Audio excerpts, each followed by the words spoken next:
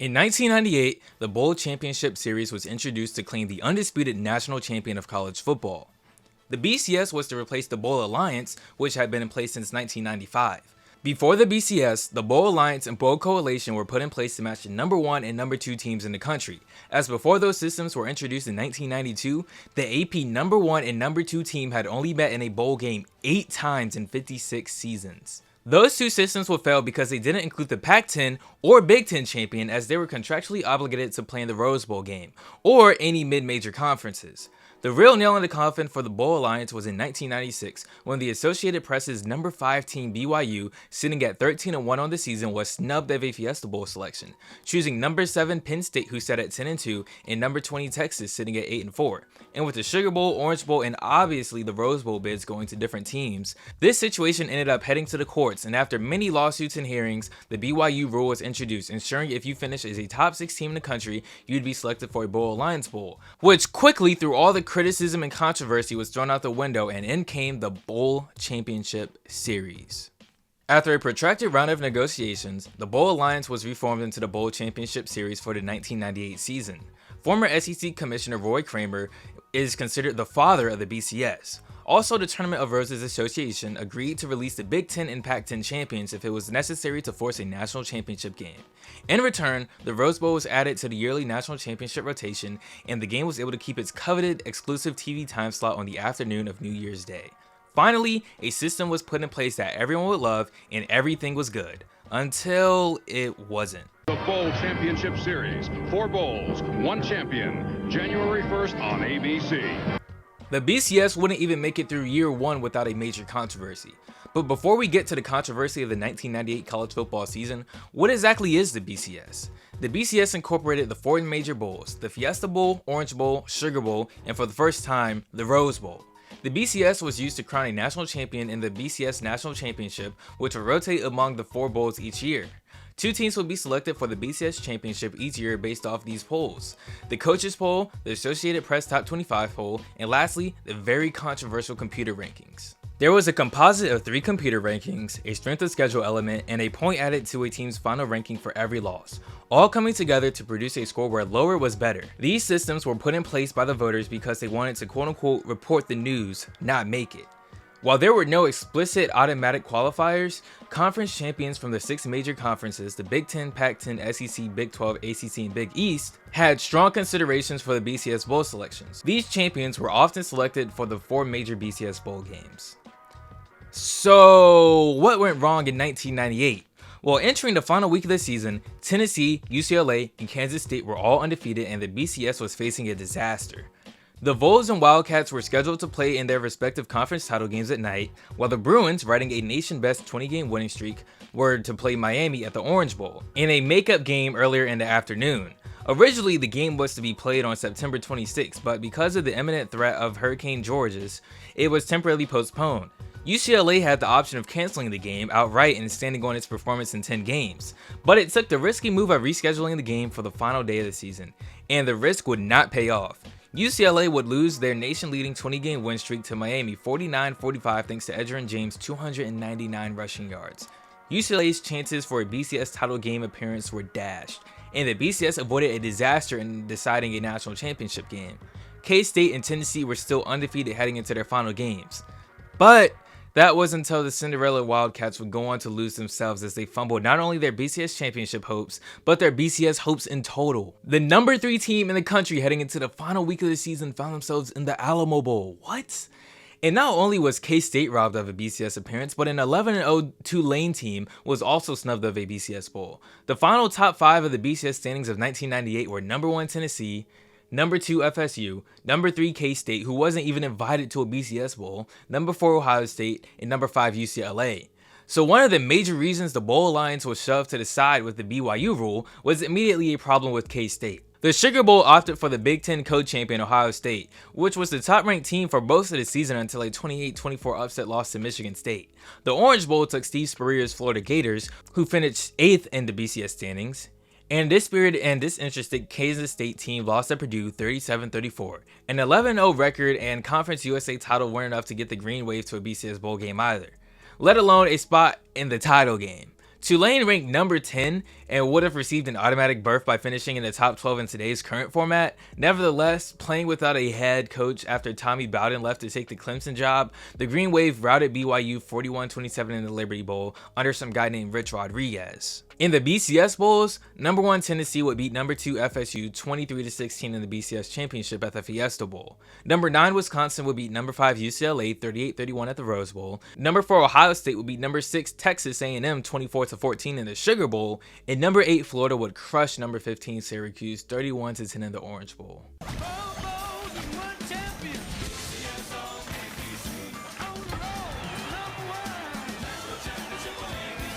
On to 1999, where we will witness the emergence of Michael Vick. Changes to the BCS formula were made as 5 more computer rankings were added to the formula.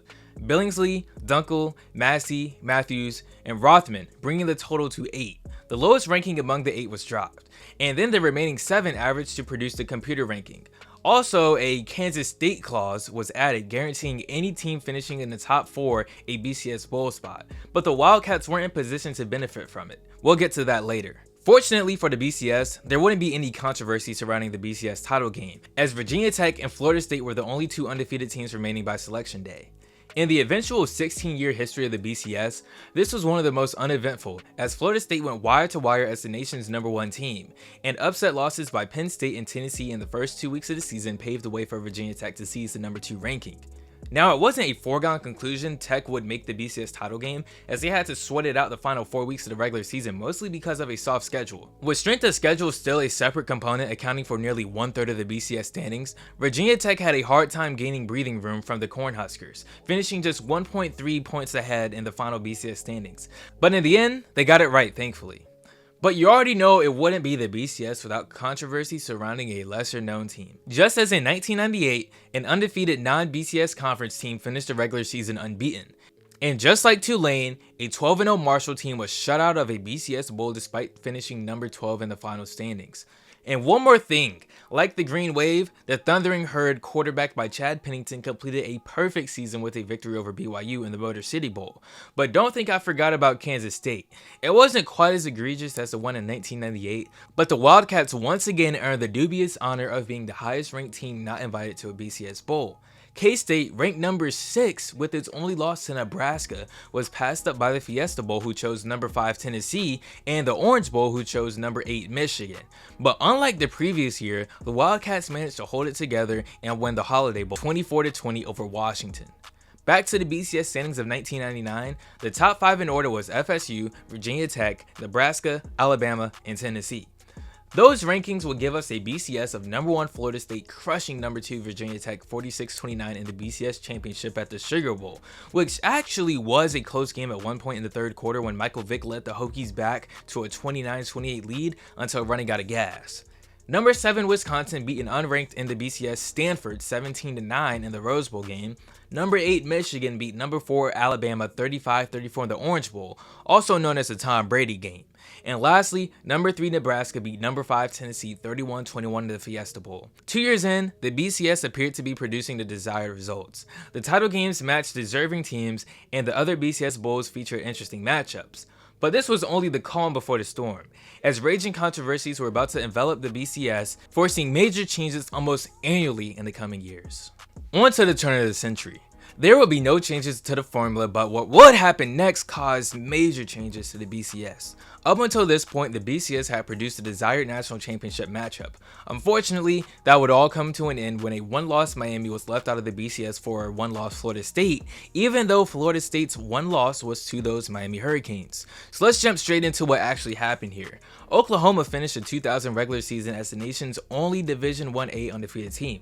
Their number 1 ranking was undebated, and their number 2 team in the BCS was somehow Florida State, even though Miami was ranked as the number 2 team in both the AP and coaches poll. This would end with Florida State getting a date in the Orange Bowl with number 1 Oklahoma. The media went berserk after this selection was made, questioning the credibility of the BCS computers even more than Miami's own coach. The outrage from the media caused the powers that be at the BCS to fold instead of sticking to their system. But what if they stood strong and fired back at the media instead of giving in? Playing devil's advocate, let's look at some of the points they could have used. 1. Using strength of schedule, Florida State and Miami ranked as 2nd and 3rd. 2.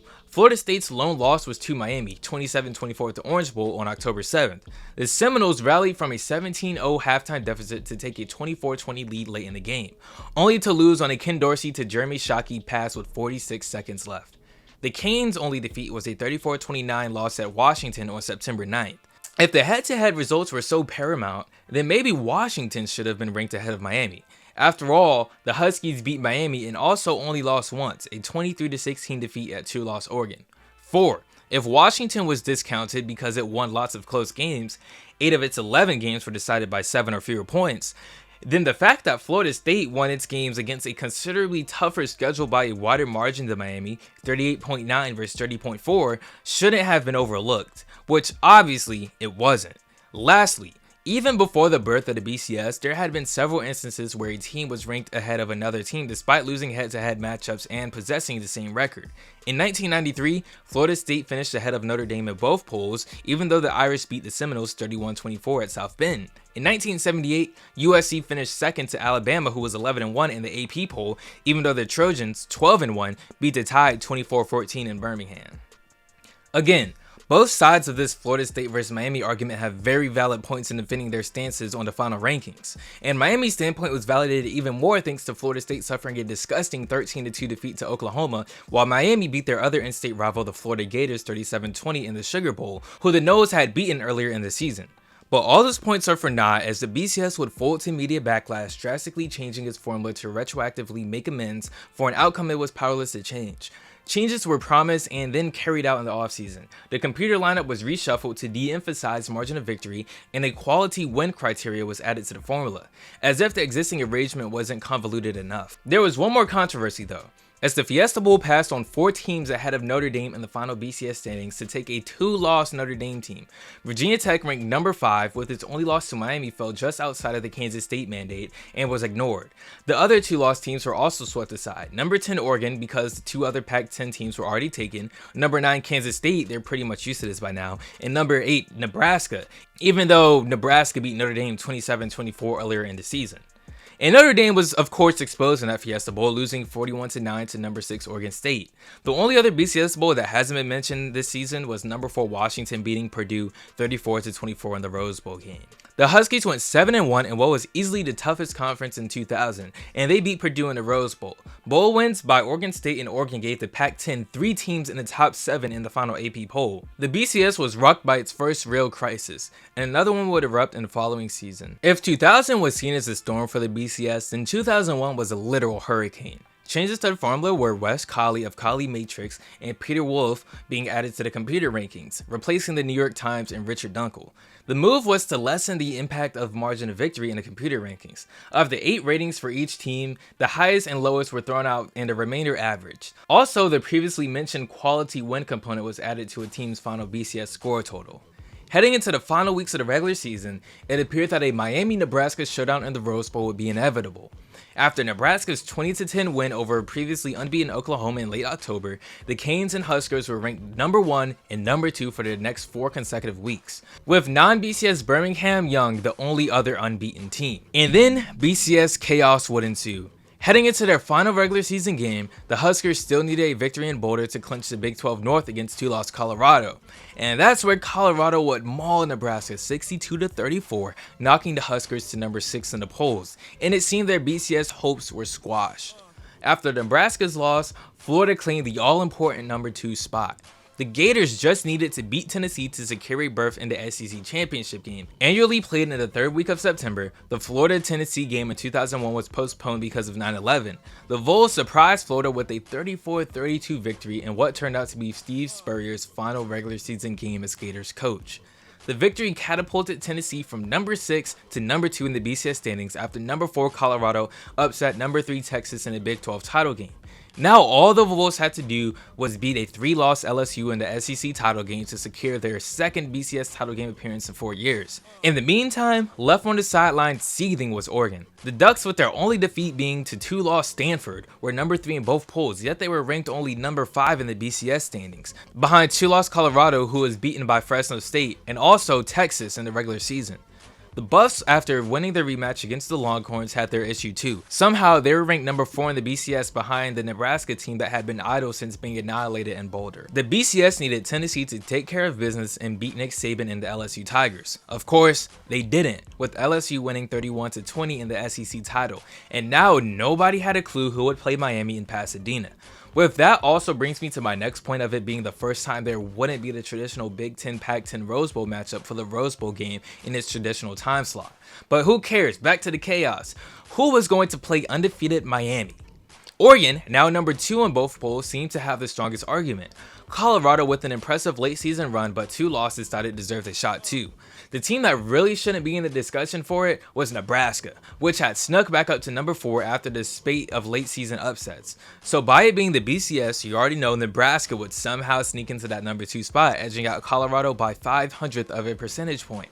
Oregon, with a low computer average and hampered by its strength of schedule rating, was a distant 4th and never had a chance. The Buffaloes howled for weeks after narrowly losing out, but the truth is they were only even that close to Nebraska only because of the new quality win component added after the 2000 season as a make good for Miami's snub.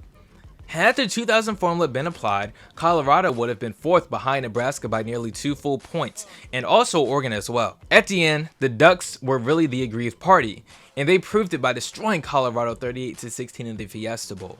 Miami finished its undefeated season in the Rose Bowl with a 34-14 victory over Nebraska, universally disparaged as being undeserving. While the Hurricanes celebrated their national championship, the BCS was sent back to the drawing board once again.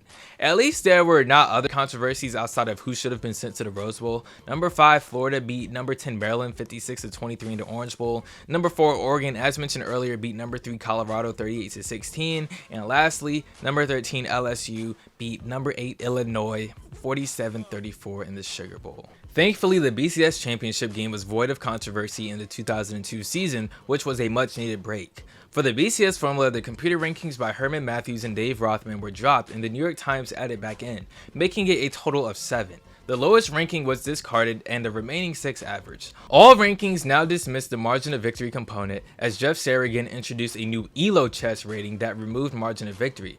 Reluctantly, in his words, ELO chess only winning and losing matters. The score margin is no consequence, which makes it very politically correct. As for the selection of the BCS title game, number 1 Miami riding a 34-game win streak, and Ohio State were the only 2 undefeated teams remaining.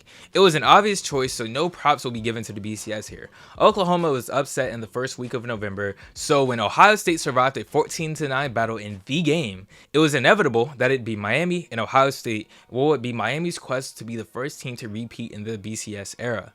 Now remember, I said the BCS was void of controversy for the BCS championship game, because not the whole BCS would go unscathed in 2002. After losing 2 of its first 5 games, USC blew through the rest of the Pac-10 and routed Iowa in the Orange Bowl, led by Heisman winning quarterback Carson Palmer. The Trojans would re-enter college football's top echelon and become the most BCS relevant juggernaut for the rest of the decade.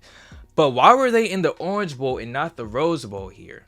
The Rose Bowl lost out on a traditional Big Ten Pac-10 matchup and was not too pleased about it. Adding insult to injury, the Orange Bowl invoked a little-known BCS backroom rule to secure a USC-Iowa matchup that announced the arrival of the Trojan dynasty. After the Fiesta Bowl took the top 2 teams for the national title game, the Orange Bowl snagged number 5 Iowa, the Big Ten runner-up. At this point, the Bulls could not protect their affiliated conference teams, so the Rose Bowl, already fuming at losing Iowa, took the Big 12 champion Oklahoma to face the Pac-10 co-champ Washington State, which beat USC head-to-head.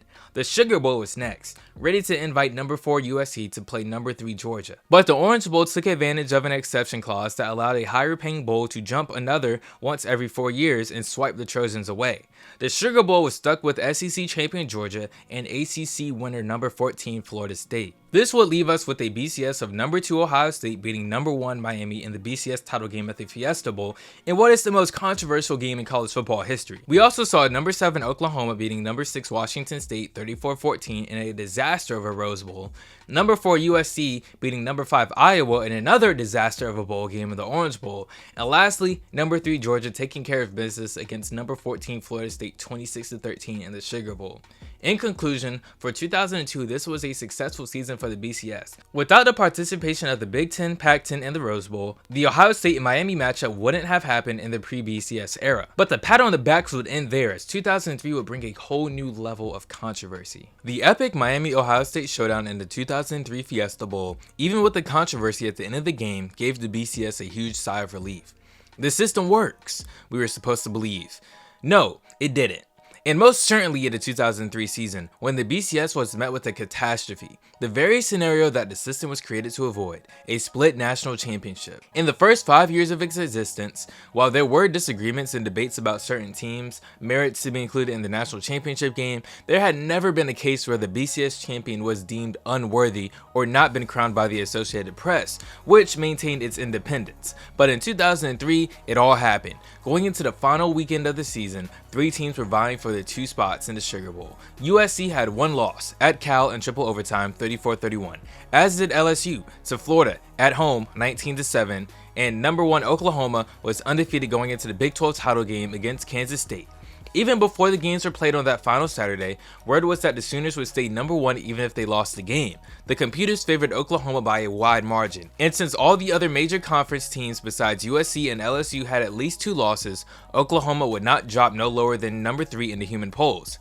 Put it all together, the Big 12 title game was a mere exhibition with very little writing on it, and the Sooners played like it, getting obliterated by Kansas State 35-7. After LSU beat Georgia in the SEC title game and USC romped past Oregon State, as expected, the Trojans ascended to number 1 in both polls while the Tigers moved up to number 2. In the penultimate BCS rankings, USC had a comfortable lead over LSU, 6.90 to 8.43. The Trojans were ranked higher in the human polls and computer rankings and also had a better strength of schedule rating. The expectation was that USC would play Oklahoma in the Sugar Bowl with LSU left to howl. But then Boise State beat Hawaii in the final regular season game of the season in the middle of Pacific. Say what? Exactly right. That's what happened. Combined with Syracuse 38-12 pasting of Notre Dame, the Tigers got enough of a boost to nudge out USC by 0.16 of a percentage point, getting Oklahoma as their date while the Trojans were left with a Rose Bowl berth against number 4 Michigan. A confluence of events made this happen, and all of it came from the BCS's meddling with its standings. Number 1. Eliminating margin of victory from all computer formulas. This completely unnecessary step was taken gradually out of an irrational fear of teams running up the scores to impress computers. By 2003, all BCS computers had agreed to abide by this restriction, in some cases reluctantly. Because of this, Oklahoma's 4-touchdown debacle was weighed the same as a road loss in triple overtime. Since the BCS neglected to remove the voters' eyeballs, the polls appropriately knocked the Sooners down to number 3, but the computers overwhelmingly still went for Oklahoma. Number 2. Keeping strength of schedule as a component. Strangely, with all the tweaking in the first 5 years, the BCS never touched this. First of all, it's hardly an objective tool, almost as arbitrary as human polls. The formula being used was a poor imitation of the RPI used by the NCAA Basketball Selection Committee and called for an absurd division of 25 to produce a strength of schedule number. Besides, all computer rankings have formulas for strength of schedule on their own, so at the very least it's redundant. Number 3. If you can't beat them, tank them. Notre Dame was routed by the Trojans 45-14 in South Bend, so the Irish returned the favor by getting blown out at Syracuse on the final Saturday of the season. Notre Dame's loss dealt USC's strength of schedule rating a fatal blow. That, combined with Boise State's win over Hawaii, another team beaten by USC earlier in the year, catapulted LSU over USC. The Tigers, by beating Georgia for the second time in the season, saw their strength of schedule rating jump from 54th to 29th, while USC's held at 37. LSU edged USC by 0.30 of a percentage point in the strength of schedule ratings, the difference it needed to seal its hold on the number 2 spot. For the record, USC played at Auburn and Notre Dame and played home games against Hawaii and BYU, while LSU faced Louisiana Monroe, Louisiana Tech, and Western Illinois at home and Arizona on the road. Just how LSU's strength of schedule could be considered to be among the top 30 in the country showed the flaw in the strength of schedule ratings. At the end, USC impressively defeated Michigan 28-14 in the Rose Bowl and held on to the number 1 AP ranking and a share of the national championship. And in a rather sloppy and uninspired game, LSU defeated Oklahoma 21-14 for the BCS title, though not without one last bit of drama. Despite a mandate to vote for the BCS title game winner number 1 in the final poll, 3 coaches, Oregon's Mike Bellotti, Illinois' Ron Turner, and South Carolina's Lou Holtz, broke the contractual agreement and casted their vote for the number 1 spot in the AP poll for USC. And Nick Saban's Tigers got their half of the title in the BCS. The thing is, LSU is not undeserving of a spot in the BCS title game. That's not the issue at all. The correct result should have been a USC-LSU title game in the Sugar Bowl. The team that didn't belong obviously was Oklahoma, which failed to win its own conference after getting blown out in the Big 12 title game. In fact, a game that was not as close as the 4-touchdown spread suggested. An easy remedy could have been found as early as 2001 after Nebraska somehow secured passage to the BCS title game without even winning its division, let alone the conference. The old bowl alignment was always arranged to match the conference champions in the most prestigious bowls, and therefore a prerequisite of winning one of the conferences should not have been unreasonable for teams vying to play in the BCS title game. Just how close was the LSU-USC spread? Had one of the 4 computers that ranked LSU number 2 and USC number 3 switched places for those teams, the Trojans would have gotten the coveted number 2 spot in the BCS slot by 0.01 of a percentage point. Or, if the Tigers had not made the quantum leap from 54th to 29th in the strength of schedule rating in a space of 1 week, let's say they finished 34th instead, then USC would have been ahead by 0.04 of a percentage. Yes, had any other teams that USC played won one more game, or any of LSU's opponents lost one more game, then it would have been a different outcome. And at this point, with how bad the BCS had been in nominating the right national championship, how could you be against the playoff? Funny enough, I haven't even gotten to the disaster that the rest of the BCS game selections were. After losing the season opener to Iowa 21-3, junior quarterback Ben Roethlisberger led Miami, Ohio to 12 consecutive victories, beating Bowling Green for a second time in the Mid-American title game. Bowling Green incidentally lost only 3 times, twice to Miami and once at Ohio State 24-17. But despite a number 11 ranking in the BCS standings, Miami never had a chance for an at-large berth. Even though the Red Hawks were eligible, they received no consideration from the 4 BCS Bowls and ended up finishing a 13-1 season by routing Louisville in the GMAC Bowl. Until before the 2006 season, a non-BCS school had to be ranked in the top 6 for a guaranteed spot in a BCS Bowl game. Under congressional BCS pressure, and with the advent of a separate BCS National Championship game, the standard for mid-major schools were relaxed to guarantee a spot for any team in the top 12. Too late for Miami and Big Ben though. Up next, we have the Texas Shaft. Despite being ranked number 5 in both polls, the Longhorns were shut out of a BCS Bowl berth thanks to Kansas State's upset victory over Oklahoma. With the Big 12's 2 slots already spoken for, Texas had to settle for the Holiday Bowl, where it was beaten by Washington State. But a year later, the Horns managed to avoid a return trip to San Diego by being engulfed in yet another BCS controversy. We'll get to that later. And ironically, after being the BCS victim for the first 2 years of its existence, Bill Snyder's Wildcats finally made its BCS Bowl debut by earning the Big 12's automatic bid. K-State lost to Ohio State 35-28 in a wild Fiesta Bowl though. Man, how could you not love the BCS? At least the actual games were close. Number 2 LSU defeated number 1 Oklahoma 21-14 in the BCS title game at the Sugar Bowl. Number 3 USC defeated number 4 Michigan 28-14 at the Rose Bowl. Number 9 Miami defeated number 7 Florida State 16-14 in the Orange Bowl. And number 5 Ohio State defeated number 10 Kansas State 35-28. But you think that it worked? Well, I know all of my colleagues to my left here are going to agree with me. It's clear that it's a colossal failure here, the BCS. 4 of 7 years. The system just frankly hasn't worked. Now let's introduce BCS version 2. Gone was the previous BCS formula blown up in favor for BCS 2, composed of only 2 parts, the human polls and the computers.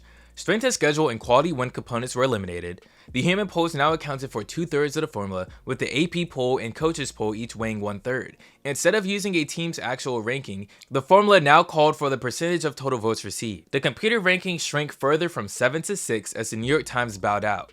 The new formula required strength of schedule to be part of each computer's calculations. The computer average counts for 1/3 of the formula, with the highest and lowest rating for each team discarded. But the BCS's problems would keep on glaring.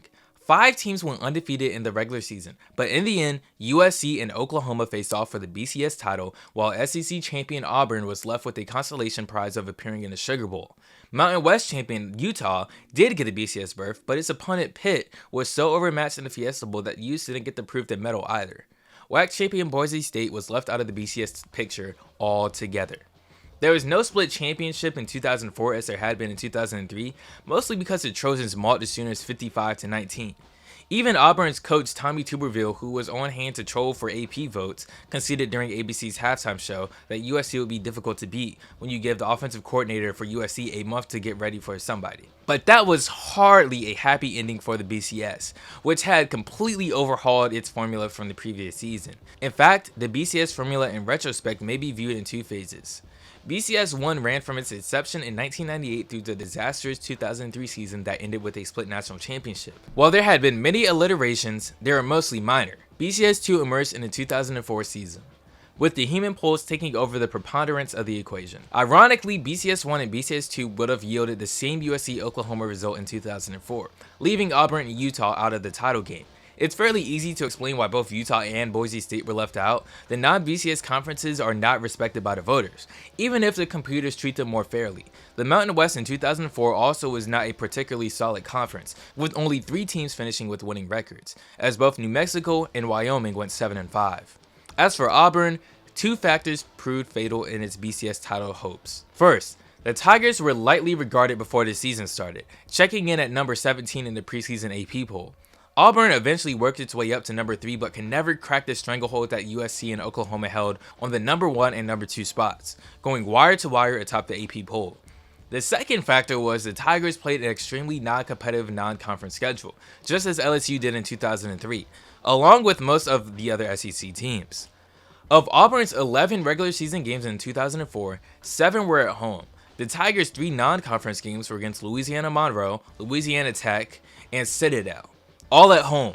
Compare that with USC, who played at Virginia Tech, and BYU, home to Colorado State and Notre Dame, and Oklahoma, who was home against Bowling Green, Houston, and Oregon.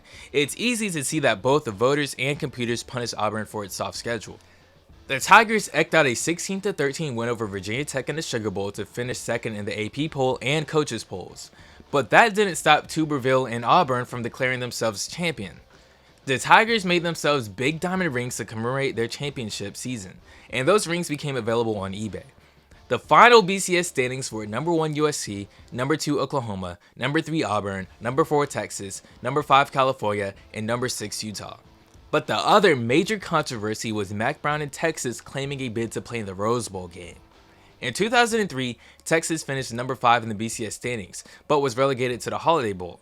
The Longhorns seemed to be headed to San Diego again in 2004 before Mack Brown did something about that. With undefeated Utah poised to become the first BCS buster, there was only one BCS Bowl slot available to a non-conference champion.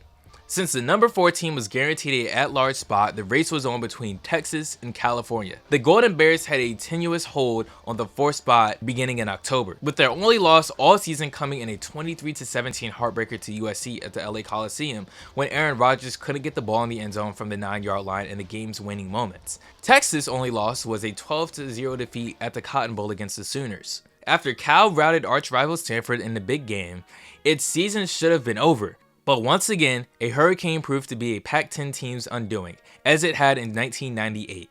The Bears' September 28th game at Southern Mississippi was postponed because of Hurricane Ivan and was rescheduled for December 4th. Texas finished its schedule on November 26th after beating rival Texas A&M. Brown immediately started an endless media campaign on behalf of his number 5 ranked Longhorns. His tactics also made the Cal-Southern Miss matchup something of a referendum on the Bears, whose game was nationally televised on ESPN. Perhaps affected by the pressure and expectations, the Bears did not play an impressive game, but still won 26-16. While Cal coach Jeff Tedford thought his team had done what it needed to secure the program's first Rose Bowl berth since 1959, others weren't so sure. The Bears' worst fears were realized when they fell from number 4 to number 5 in the final BCS standings, as Texas snatched the coveted Rose Bowl berth. Voter defecation carried the day in the AP poll, and Cal's advantage over Texas shrank from 85 points to 62. The real story, however, was the coaches poll. In the penultimate standings, Cal held a 48-point lead over Texas. In the one that counted, it finished ahead by a mere 5 points. In other words, no fewer than 20 coaches switched their placements of Texas and Cal. Even more telling was that 4 coaches voted Cal number 7 and 2 voted them number 8 after a Bears victory. And behind Georgia, a team with 2 losses. Predictably, the Pac-10 was furious and demanded that the coaches disclose their final ballots. The AFCA refused. However, and disputed suggestions that impropriety had taken place behind a cloak of secrecy, the Longhorns went on to win the Rose Bowl behind the electrifying performance of sophomore quarterback Vince Young, while the dispirited Golden Bears were routed by Texas Tech in the Holiday Bowl. The Texas-California controversy had a long-lasting effect on the BCS standings. First, the AP poll refused to be included in the BCS standings after the 2004 season. Because all AP poll balloting is available to the public, some AP poll voters were harassed and threatened by fans who were unhappy with their decisions. The BCS had to scramble and invent the Harris Interactive Poll to replace the prestigious AP poll in the standings. Second, to promote more transparency, the coaches reluctantly agreed to reveal their final regular season balloting beginning in 2005. Through it all, Tedford took the high road. He didn't try to score an extra touchdown against Southern Miss in the game's final moments, and he never engulfed in a war of words with Brown or anyone else. The final irony was that the AP poll's flip-flops alone would have put Texas ahead of Cal in the standings, but the coaches ended up catching the most heat because of their shenanigans. The BCS matchup of 2004 yielded number 1 USC, who routed number 2 Oklahoma 55-19 in the BCS title game at the Orange Bowl. Number 4 Texas outlasted number 13 Michigan 38-37 in a classic Rose Bowl. Number 3 Auburn beat number 8 Virginia Tech 16-13 in the Sugar Bowl, and number 6 Utah beat number 21 Pitt 35-7 in the Fiesta Bowl. Even through all the controversy, the BCS didn't make any changes, as the BCS was practically implying the system is what it is and is here to stay. It may have been because the BCS couldn't risk undergoing another wholesale change without completely destroying its already tattered credibility, or it may have been because there just wasn't anything else to do short of going to a playoff system. Either way, this steadfastness served the BCS well. For better or for worse, despite some outcry in subsequent seasons, the public and media began to grudgingly accept the BCS for what it was and understood both of its strengths and limitations. But only 31 days until pandemonium in Pasadena. It is a BCS dream matchup, proving that even an ill-conceived, poorly designed, and deeply flawed machine can occasionally function properly. Lee, your turn. All right, not so fast, my friend. The BCS worked. It gave us exactly what they promised. 1 versus 2 and no controversy. You're seriously going to say that again? Heard that all right, there? it's Okay. 4 times out of 8 they've got. It's this year. 50%. All right, this year it works. 2005 was controversies as USC and Texas went wire to wire in the polls as number 1 and number 2 teams in the country. And it will result in what might be the pinnacle of college football, as Vince Young's Texas upset number 1 USC, ending their 34-game win streak in the Rose Bowl for the BCS National Championship. Though there was a major tweak to the formula out of the BCS's control. Out of necessity, a number of AP voters were besieged by angry fans who found fault with their ballots. As a result, the AP sent a cease and desist letter demanding that the AP poll be removed from the BCS formula. The BCS hastily contracted Harris Interactive to furnish a replacement poll, which debuted in 2005. The poll featured 100 voters who were former athletic directors, coaches, and players, as well as members of the media. Unlike the AP poll or the coaches poll, the Harris poll did not have a preseason poll, wasn't released until midseason, and didn't have an end-of-season final poll. With the installment of the Harris Interactive poll as part of the standings, the BCS formula remained unchanged until the very end. The final 9 seasons of the BCS existence had the same exact formula after undergoing 6 changes in its first 7 seasons. The BCS Bowl matchups of 2005 were number 11 West Virginia beating number 7 Georgia 38-35 in the Sugar Bowl, number 3 Penn State beating number 22 Florida State 26-23 in triple overtime of the Orange Bowl, number 4 Ohio State beating number 6 Notre Dame 34-20 in the Fiesta Bowl, and last but not least, number 2 Texas beat number 1 USC 41-38 in the BCS Championship at the Rose Bowl. The USC-Texas game was easily the most thrilling, not to mention the most watched BCS Championship game, and college football game of all time, with a record TV rating of 21.7, thanks to the star power of both teams. The BCS deserved credit for making it happen. Under the previous bowl regime, USC would have played and most likely beaten Penn State in the Rose Bowl, whereas Texas would have faced and also beaten either 1-loss Oregon or 2-loss Notre Dame in the Fiesta Bowl. Because of their status as the 2-time defending champion and had been top-ranked all season, the Trojans most likely would have been voted number 1 in both polls, while the Longhorns would have been relegated to number 2. The 2006 Rose Bowl also marked the end of phase 1 of the BCS Bowl rotation. After 2 consecutive cycles of playing 4 BCS Bowls with 8 berths, the BCS, partly under pressure, would expand to a double host setup following the 2005 season. An extra game would be added to allow more access for non-BCS teams, and a championship game was added, to be played about a week after the traditional New Year's Day Bowl games. The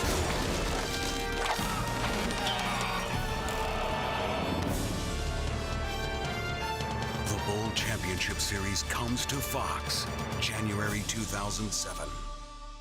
Now that the dream of 2005 was over, 2006 would hit with a reality check.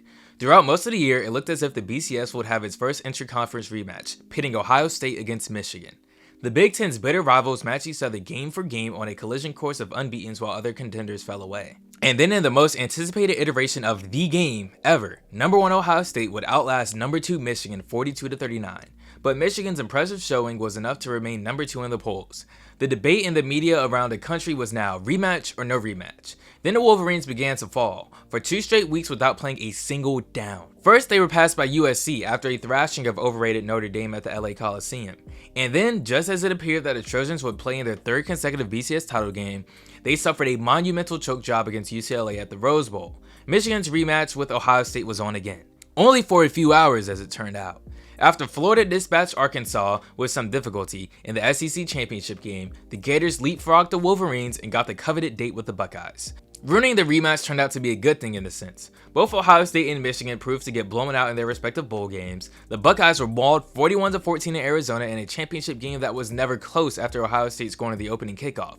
Michigan, likewise, was annihilated by USC in the Rose Bowl 32-18. Florida got its first national championship under Urban Meyer, thanks to a lucky break. USC losing against a 20-point underdog UCLA and a massive voter defecation. More on that later. But at the end, very little argument may be made about the Gators' legitimacy as the BCS national champion.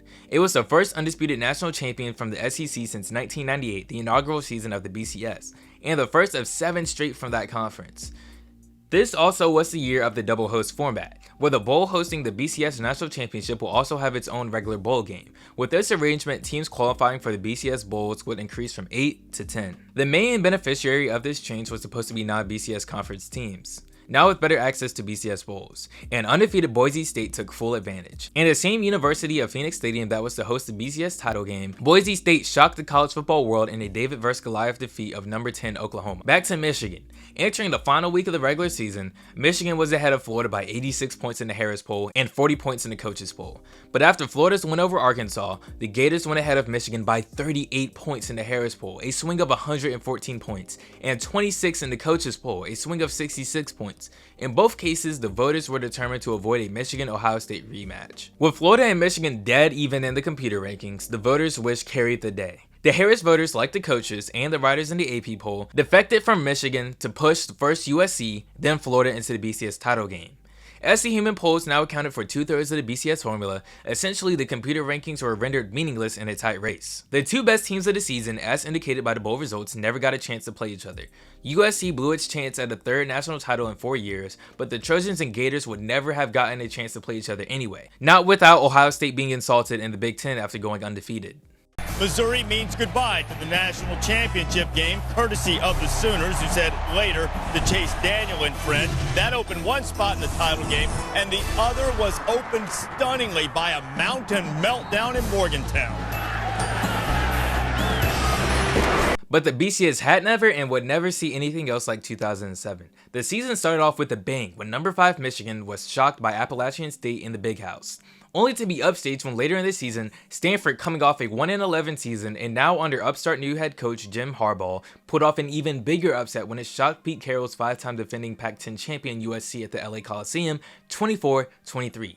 And this will become a trend with USC. Last year it was UCLA they lost to as massive favorites, and this year it was Stanford. This was also the season that both South Florida and Boston College occupied the number 2 spot in the official BCS standings. The month of November had such a slew of upsets that the same 2 teams never made it to the top of the BCS standings. In the final 2 weeks of the season, both of the top 2 teams lost both weeks. It really got going in the penultimate weekend of the season, when number 1 LSU lost to Arkansas in triple overtime thanks to one of the greatest performances of all time led by Darren McFadden.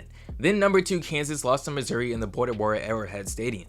The twin upsets put Mizzou and West Virginia on top of the BCS standings, but things were far from settled as both teams still had games to play in the final week. Second ranked West Virginia appeared to be a lock though. Facing a 4-7 Pitt team at home in the backyard brawl, Rich Rodriguez Mountaineers, save for an early season hiccup against South Florida, had rolled through the Big East with relative ease, and the school's first BCS title game appeared in sight. Number 1 Missouri had a tougher task, facing Oklahoma in the Big 12 championship game. Should the Tigers falter, 3rd ranked Ohio State would be ready to step in to face West Virginia for the BCS title. The Buckeyes were ranked number 1 in the beginning of November, but seemingly fell out of contention after an upset loss to Illinois. Ohio State now had a chance to backdoor its way into a second consecutive BCS title game appearance after beating Michigan for the Big Ten title. It turned out that the Wolverines were far from done even after that upset loss to App State, and then getting destroyed by Oregon the following week. Michigan reeled off 8 wins in a row and would have gotten a Rose Bowl berth with a win over Ohio State. But Michigan was also looking for a coach, as Lloyd Carr was stepping down after 13 years at the helm. The guy it wanted was Michigan man Les Miles, who had played for and coached under Bo Schembechler. Since LSU appeared to be out of contention for the national championship chase, the timing seemed right. Merely hours before LSU was to play Tennessee in the SEC title game, ESPN's Kirk Herbstreit floated out the news that Michigan had done a deal with Les Miles. This report prompted a bizarre retort from the Mad Hatter, who was ready to coach his damn strong football team and wished everyone a great day in a 1-minute virtuoso performance. LSU went on to beat the Vols 31-20 thanks to the SEC championship game MVP performance from the highly touted backup quarterback Ryan Perrilloux. But not before West Virginia suffered one of the biggest choke jobs in college football history, losing 13-9 to Pitt. Miles then implored the voters to get his Tigers to the BCS championship game, noting his team was the only undefeated team in regulation. The rhetoric worked. After number 1 Mizzou's loss to Oklahoma in the Big 12 title game, LSU vaulted from number 7 to number 2 in the final BCS standings, which earned the Tigers a date with Ohio State in the BCS championship game. Miles opted not to go to Michigan, instead coaching LSU in the upcoming BCS title game, and of course, New Orleans against Ohio State. So after all this chaos, the final BCS standings were number 1 Ohio State, number 2 LSU, number 3 Virginia Tech, number 4 Oklahoma, and number 5 Georgia. But for all the fans that were clamoring for a playoff, I don't think y'all realize how close we actually were to a playoff. If you're the networks like ESPN and ABC and Fox, you don't want to pay billions of dollars to end up with a national championship game featuring West Virginia, Missouri, or Kansas.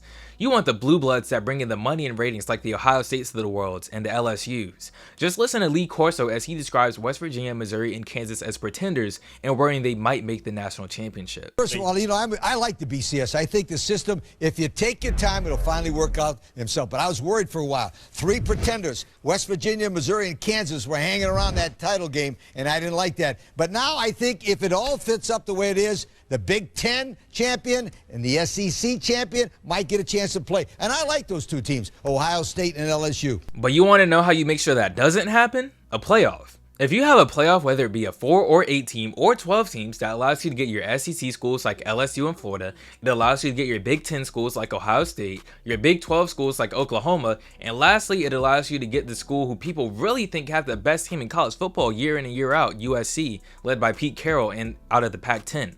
And if filled with these teams, it's hard to believe that the quote-unquote pretenders make it all the way to New Orleans that year for the Natty. But none of that matters because the networks got what they wanted in the end. And for the first and only time in history, a 2-loss team would play for the BCS National Championship. And that 2-loss team with the returning Matt Flynn dominated Ohio State in the BCS Championship game, winning 38-24, giving Les Miles job security that would carry him for almost another decade. The rest of the BCS field saw number 7 USC maul number 13 New Orleans 49-17 in the Rose Bowl game. Number 9 West Virginia unleashed their anger, beating number 4 Oklahoma 48-28 in the Fiesta Bowl. Number 8 Kansas beat number 3 Virginia Tech 24-21 in the Orange Bowl, and number 5 Georgia routed number 10 Hawaii 41-10 in the Sugar Bowl. One of the other controversies left in this year's BCS was when, despite being ranked number 1 in the penultimate BCS standings and having won its division, number 6 Mizzou was denied a BCS Bowl berth when the Orange Bowl opted to take number 8 Kansas, whose lone loss of the season was to the Tigers.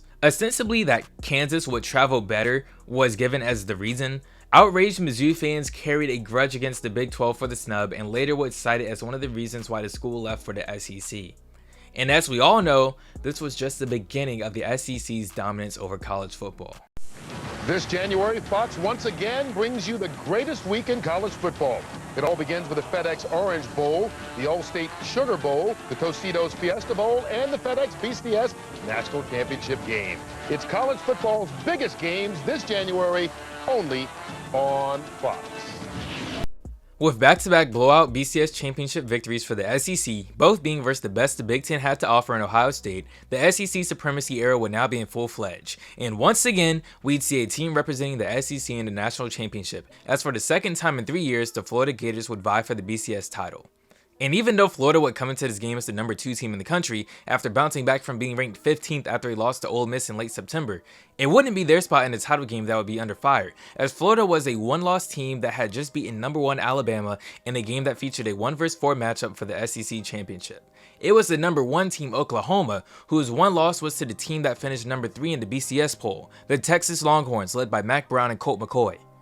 Looking at the rest of the field, of course USC would have their classic letdown game in an early September loss at Oregon State. The Trojans had opened the season with a resounding 35-3 pounding of number 3 Ohio State at the Coliseum, but despite running the table the rest of the way, including 3 shutouts in 5 other games where they gave up just 1 score, that lone loss to the Beavers proved fatal to their title aspirations. The same was the case for Penn State, which suffered its lone loss on a last-second field goal at Iowa in early November.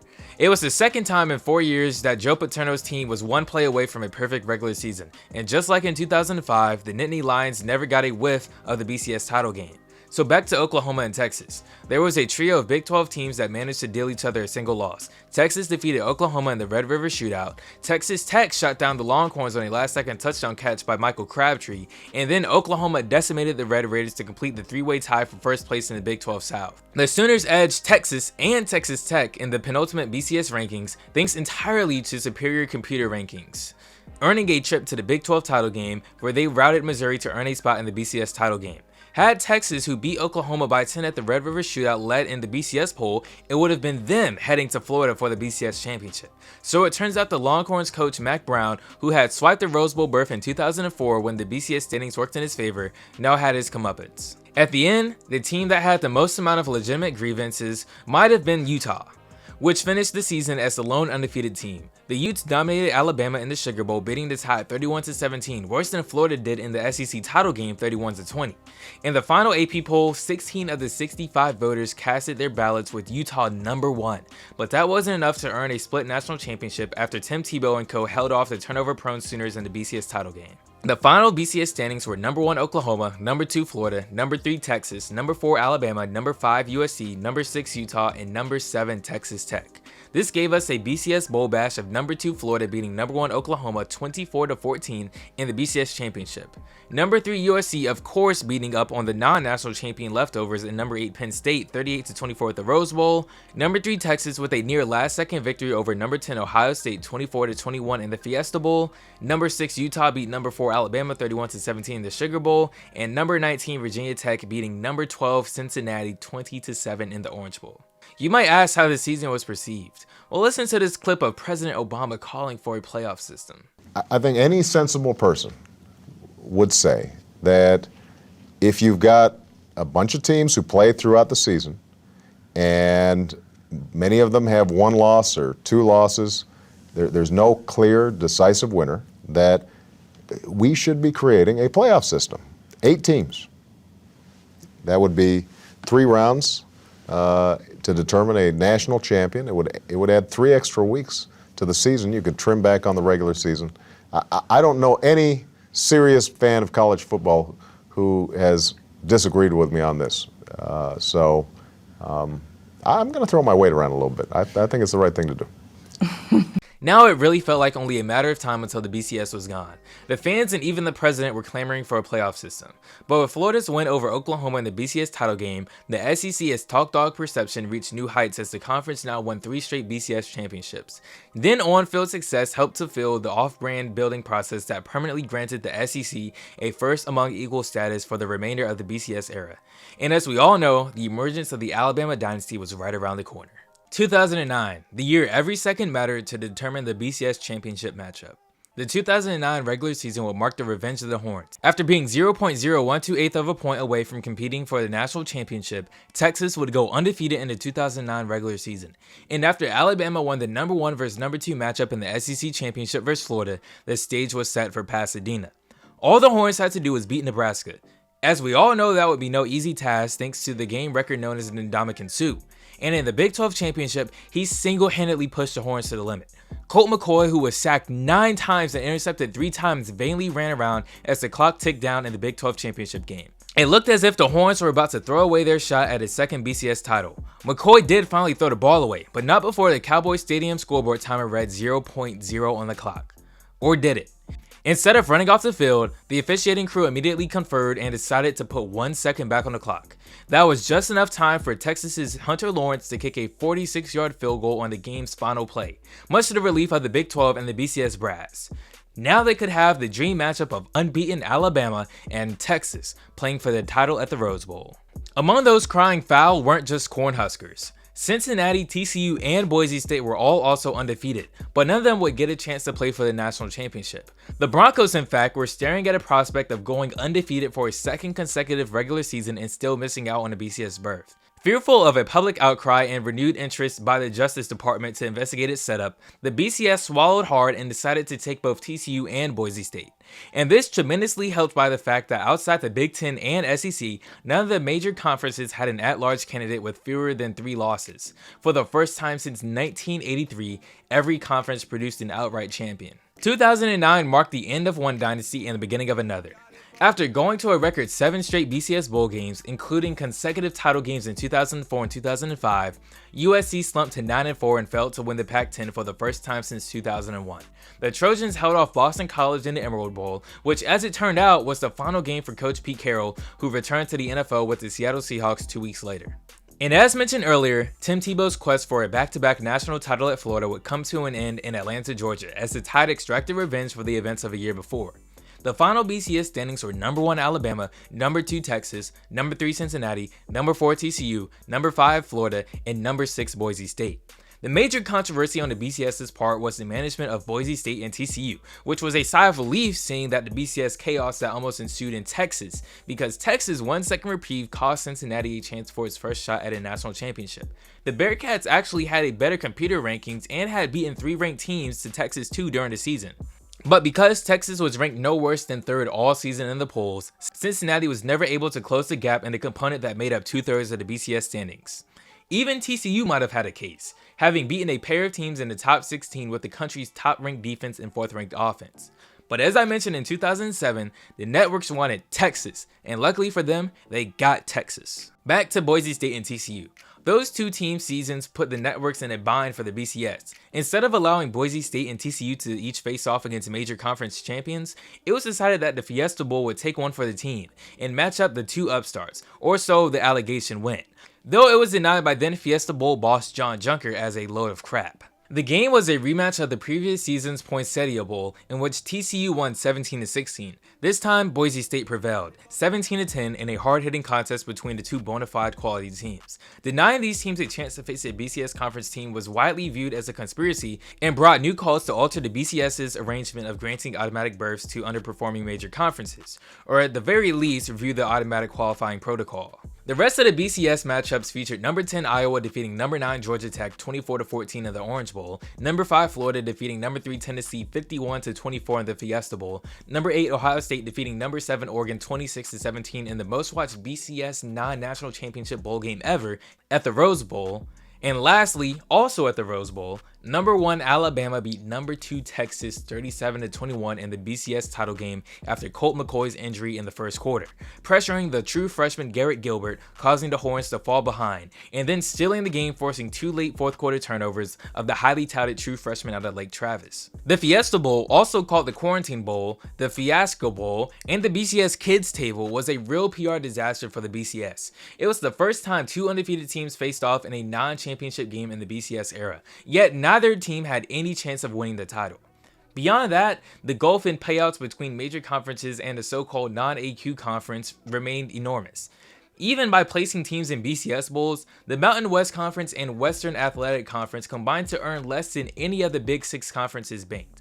Both of the competitive and monetary inequities would remain unaddressed, and the criticism reached a crescendo with the publication of the bestseller Death to the BCS a few months later.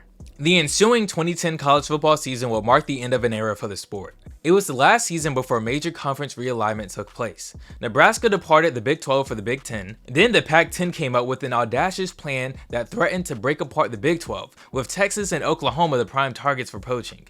The conference came up with a plan to save itself, but its preferential treatment for the Longhorns in the scheme enraged rival Texas A&M to bolt for the SEC a year later. The realignment frenzy had its roots in the formation of the BCS, as the gulf between the haves and the have-nots greatly expanded in the preceding decade. Tempted by the vast amounts of TV and bowl dollars, many schools abandoned a century of tradition to find greener pastures. But back to the season.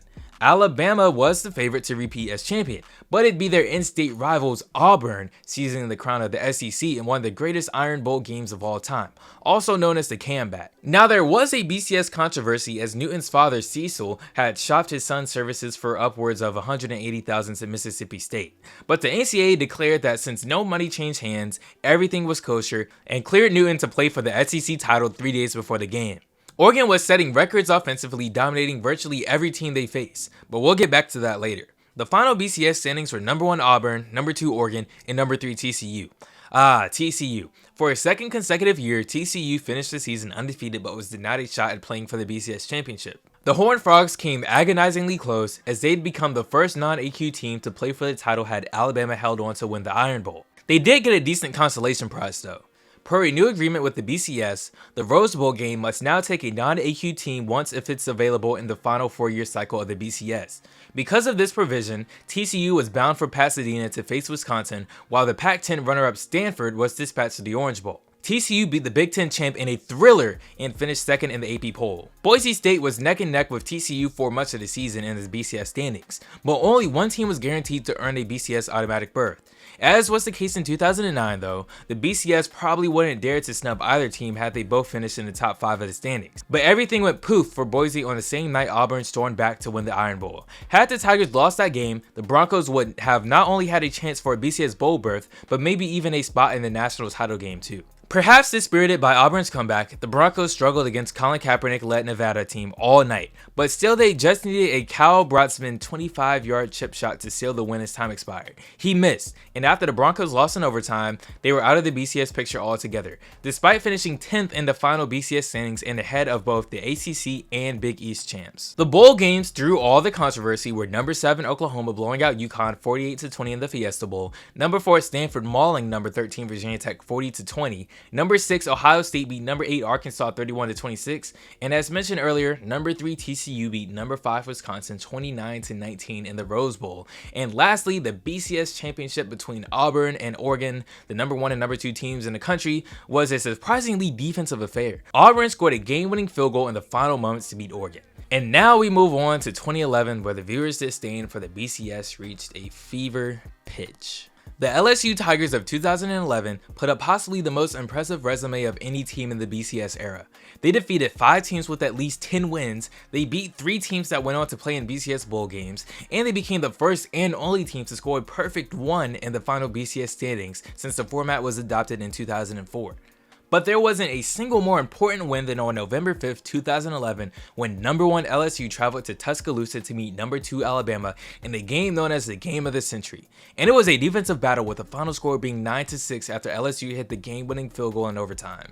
And after that, it seemed Alabama was out of the picture. But little did they know on November 5th, the Game of the Century would only be round 1 versus Saban in Alabama. Thanks to the combination of a giant loophole that the BCS never closed and a media-driven groupthink mentality against the voters, LSU was forced to play a conference team that it had already defeated during the regular season, on the road no less. Alabama might have won the 2011 BCS title, but its place in the championship game is still questioned to this day. In both 2001, Nebraska, and 2003, Oklahoma, a team that failed to win its conference somehow ended up in the BCS title game. After each instance, an argument was made that a conference title should be mandatory for teams playing in the national championship. That reasoning had both logical and historical roots. Every national championship team since the AP began publishing its final poll after bowl games in 1968 was a conference champion. All the way up until the advent of the BCS era in 1998, conference title was a requirement for teams to qualify for the biggest bowl games. Yet in 2011, Alabama didn't win its own division, never mind the conference, since it didn't even qualify for the SEC title game. Without the conference title requirement, it was up to the voters to decide the top 2 teams in the final BCS standings, an established fact after the formula was tweaked in 2004. Their only guideline was that the finalists must be the best 2 teams. In 2006, they correctly averted rematching Ohio State and Michigan in the title game, even though the Big Ten rivals were numbers 1 and 2 going into the final weeks of the season. The voters bought into the SEC argument, loudly advocated by CBS's Gary Danielson, that it was not possible to determine the two best teams in the nation if they were both from the same conference. But in 2011, most of the voters forgot all about that after being brainwashed by the SEC dominance over the past 5 years. Now let's take a look at this. Strength of schedule. Alabama's main component was Oklahoma State, which lost out on the absurdity of the argument that one bad loss trumps all good wins. The Cowboys' only loss of the season was the 6-6 Iowa State on the road in overtime, whereas the Tide's only loss was to LSU at home in overtime. Yet, Oklahoma State still had a higher computer ranking, having defeated 4 teams with at least 9 wins, whereas Bama beat just 2. Oklahoma State ended up losing the argument because it played in the underrated by human voters Big 12. Alabama also played one of the weakest schedules of any team appearing in the BCS title game. Because it got to skip the SEC game entirely, it played only 9 and won only 8 games against BCS conference opponents, in both cases the fewest of any team that won the title in the BCS era. In the end, we got LSU Alabama 2 in the Superdome, and the fact that the final score was Alabama winning 21-0 in a Snoozefest where LSU couldn't cross midfield triggered the viewers' full-fledged hate the Bowl Championship Series. And to round out even more controversies, for the second year in a row, Boise State lost its only game in a heartbreaker when its kicker missed a field goal at the end of regulation. This time, in their first year as a member of the Mountain West Conference, the 36-35 loss to TCU cost them the conference title. As a result, despite finishing number 7 in the final BCS rankings, well ahead of 3 BCS conference champions, the Big Ten, ACC, and Big East, Boise State was snubbed again by the BCS Bowls. The Sugar Bowl opted to match number 11 Virginia Tech with number 13 Michigan, with neither being a conference winner. The Broncos were relegated to playing the Las Vegas Bowl for a second straight year. And you already know, it wouldn't be the BCS without Kansas State getting snubbed. This time for a 5th time after finishing in the top 10 in the final standings. Just as number 7 Boise State was bypassed by the Sugar Bowl, the 8th ranked Wildcats ended up in the Cotton Bowl. K-State never received an at-large berth in the entire BCS era, as its 2 BCS Bowl appearances 2003 and 2012 both came after winning the Big 12 title. The final BCS standings in 2011 were number 1 LSU, number 2 Alabama, and number 3 Oklahoma State, with the matchups being number 23 West Virginia running up the scoreboard on number 15 Clemson 70-33 in the Orange Bowl, number 13 Michigan outlasting number 11 Virginia Tech 23-20 in overtime of the Sugar Bowl, number 3 Oklahoma State outlasting number 4 Stanford in the overtime of the Fiesta Bowl, number 5 Oregon outdueling number 10 Wisconsin 45-38 in the Rose Bowl, and lastly the 21-0 final of the BCS championship between number 1 LSU and number 2 Alabama in a first ever all SEC national championship. The first and only time 2 teams from one conference would meet in a BCS national championship. Unlike Nebraska in 2001 and Oklahoma in 2003, the Tide did win the BCS title and took home the Crystal Ball. Their second championship in 3 years left no doubt that Nick Saban was building a budding dynasty, but doubts sprung anew about the viability of the BCS. And if there's one thing you can take away from this fiasco, this was the SEC's sport, as they'd now won the last 6 national championships dating back to 2006. Are you ready? And finally, on June 26, 2012, the BCS Presidential Oversight Committee voted to submit legislation to the NCAA Board of Directors that would allow 2 institutions to participate in 2 postseason games in the Football Bowl subdivision each year. Through their unanimous decision, the presidents and chancellors created a 14 playoff to determine the national champion. They adopted a recommendation from the FBS Conference Commissioners. The new event would later be named the College Football Playoff. The new system was to have 2 national semifinal games and a final. The teams will be selected by a committee, and the plan is similar to how the NCAA men's and women's basketball tournaments are created. Despite the change, the bowl game structure will still exist. In a quote by the chair of the committee, Charles W. Stager, "It's the best of both worlds result. It captures the excitement of a playoff while protecting the best regular season in sports and also tradition of the bowls." Now all the fans would have to do is go through 2 more seasons of the BCS. In 2012, Alabama crushed Notre Dame in Miami in a game more lopsided than even LSU Alabama in 2011. And then in 2013, the BCS would at least get the perfect send-off when number 1 Florida State came back from down 21-3 to beat number 2 Auburn in the Rose Bowl, ending the SEC's reign of terror over the Crystal Ball and sending us off to the college football playoff era.